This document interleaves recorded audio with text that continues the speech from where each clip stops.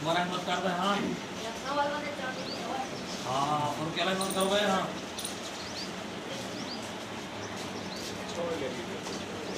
या और क्या और क्या मान कर किसी छुड़े से सही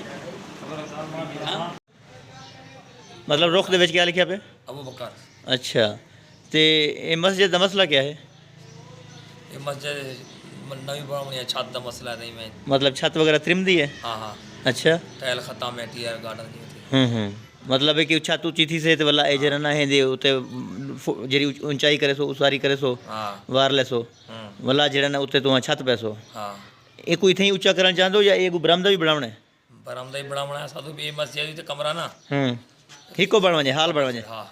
मतलब तू आ जाओ जरा कारी साहब का सर एक कमरा है ये नाल मस्जिद है ठीक है ना। तो कारी साहब की ख्वाहिश है कि ये जरा ना ये उच्ची भी थी वजे तो ये कमरा है इन्हों की रिहाइश गाह ये जरा ना मस्जिद का हिस्सा बन वजे तो कारी साहब को जरा ना इनकी रिहाइश गाह उत्ते बढ़ा दी थी वजे या एक साइड से मतलब उन्होंने मुतबादिल हाल बढ़ाया वजे इनू चुंड च कोई बढ़ा देसू हाँ अलग भी बन सकती है। तो मकसद है कि यो मसला है तो हिंदे वास्ते मतलब कोशिश की है वे इलाके को क्या है वे बस कोशिश करने वो अल्लाह से कोई फंड जमा किया है वे? कोई थी ना पे कोई थी वैसे आपने अच्छा वाला कितना बनाने का इरादा क्या ही मतलब इन्हें अपना करने का इरादा देखो कोई भी काम है ना मस्जिद का वो जिले तुम इनकी तामीर शुरू करे सो ना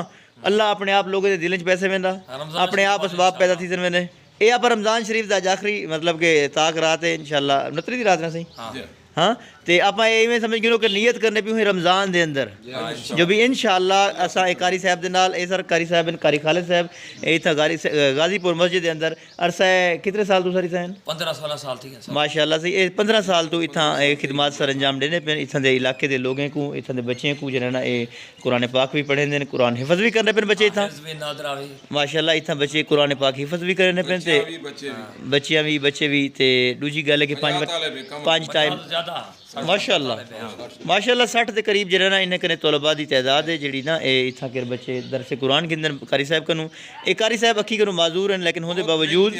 ये इतना पिछले 15 साल तो माशाल्लाह ये खिदमत सर अंजाम देने पे तो इन्हों की ख्वाहिश है कि मस्जिद की तुम सूरत हाल देते पे इतना जरा ना फर्श वगैरह बरथी भी पवनी है तो इनकी जी ना काफ़ी सारी पुरानी मस्जिद है इनकी तामीर है नौ थी वाली है तो हिंदे वास्ते तमाम अहबाब को तमाम दोस्तों को जरा ना एक कारी खालिद साहब की तरफों एहलियान इलाका की तरफों एक गुजारिश है कि बढ़ चढ़ते ये मस्जिद की तामीर के अपना किरदार अदा करो इवें ना कारी साहब तो सारे दोस्तों को क्या आखसो जो मस्जिद